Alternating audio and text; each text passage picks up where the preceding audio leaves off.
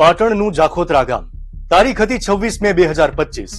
અડધી રાત્રે સોપો પડી ગયો હતો અને એવામાં કોઈ એક ઘરમાં એક નાનકડું બાળક અચાનક રડવા લાગે છે.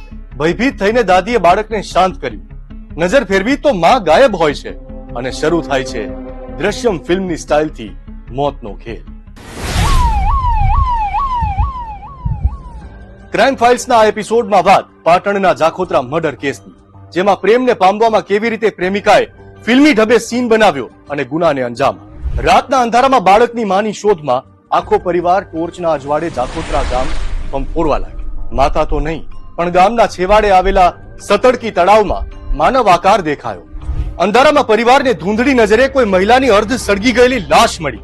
ટોર્ચથી જોયું તો કપડાથી માંડીને પગના ઝાંઝર ગીતા ના જતા. પરિવારની આંખો ચાર થઈ. એકાએક અનેક પ્રશ્નો પરિવારજનોના મનમાં ઘર કરી ગયા.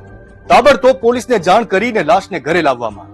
ફિલ્મની જેમ કહાનીમાં સૌથી મોટો ટ્વિસ્ટ તો ત્યારે આવ્યો જ્યારે સવારે અંતિમ વિધિ કરતી વખતે ખબર પડી કે આ તો કોઈ પુરુષ છે જેને ગીતાના કપડા પહેરાવવામાં આવ્યા છે. એક તરફ ગામમાં લાશનો ફફડાટ અને બીજી આખો વિડિયો જોવા માટે ડાઉનલોડ કરો દિવ્ય ભાસ્કર એપ.